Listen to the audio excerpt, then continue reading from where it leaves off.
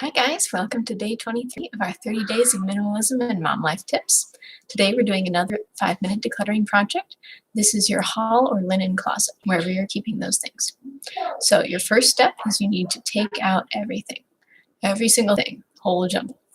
Second step, what sheets and blankets do your kids actually reach for? If your kids are anything like mine, they have favorites. They might have a few different favorites, so when you have something in the wash, there are seconds that they will go for, but there are probably some sheets, some patterns they just hate. They grumble and moan if you have to put those ones on their beds.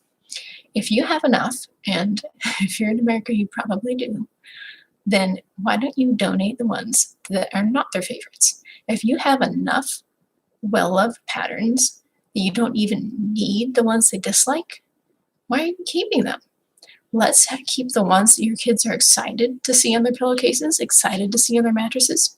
After all, that's what you like to do for yourself, right? Only having your favorite things on the bed. So why don't we do that for our kids too? Also, extend this to all of your linens. We talked about pillowcases and sheets. What about blankets, comforters, quilts, cozy throws, that sort of a thing? Are there favorites that everyone fights over? Are there some that no one wants to use, everyone hates? Are there some that are considered sentimental, aka they might want to use them, but you're running around pulling out of the hands very carefully saying, no, don't use that. It was great-grandma's. I would suggest if those are sentimental, don't want to be used by the kids, either you reserve them for your personal use, like keep them in your room, keep them in a mommy special stash, or use them as decor, or store them away carefully, okay? Because if it's in the hall or linen closet, it's meant to be used. So if you have things in there you don't want them using, that's kind of counterproductive, right? Okay, so third thing, we want to look at how many extras you're keeping. We don't need as many extras as we're typically thinking.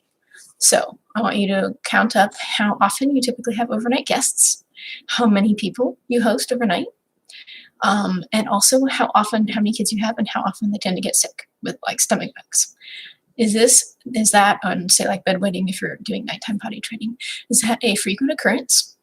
What happens when you're nighttime potty training? Do you have the sheets that you can throw a new one on the bed and that's okay? And you can do laundry the next morning, that's okay?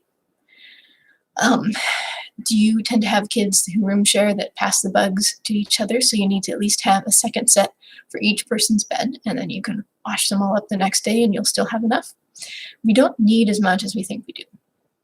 And probably if you're like a lot of us, you're not really hosting overnight guests in your home these days. So do you really want to have, 5 sets of extra bedding just because you might invite your brother and his family over? Would you really do that? Or would you say, why don't you just bring sleeping bags and sleep on the floor? Or can I help you cover the cost of a hotel? Be actually real here. When was the last time you went through that gigantic stack of sheets? And if it did happen to you once, is that really likely to ever happen again? As opposed to it's something that you could fix by just saying, shoot, someone got sick and threw up again.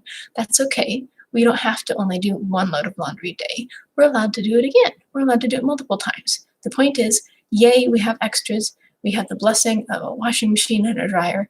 I can deal with this, no biggie, and get a new set out, fresh and clean.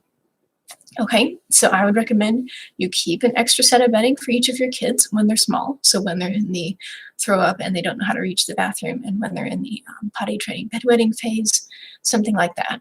And then you might also want a separate set if you tend to have people stay at your house or need to shower at your house occasionally, a company only set. So, nothing grungy, whatever, something for company, for grown-ups, that you wouldn't be embarrassed about them seeing. But beyond that, if you're not regularly doing overnight hospitality, don't worry about it. Free up your space. Make it really easy for your kids to pull out what they need instead of these towering stacks of I'm not sure if those are queen sheets or twin sheets or crib sheets or, that whole mess. Make it really easy to access things. Make it really clear these are the toddler sheets. These are the twins. These are the queens or the kings. And have everything in their own separate sections. And then you will be able to see how much you have in each set, because you only have probably 1 queen or king bed in the house, right? That's you guys. Do you really need 6 different options for it? You probably have your own favorites. And what's stopping you saying, this is my favorite and this is my second favorite, and I'm going to throw my favorite in the wash and I'll put the second favorite on?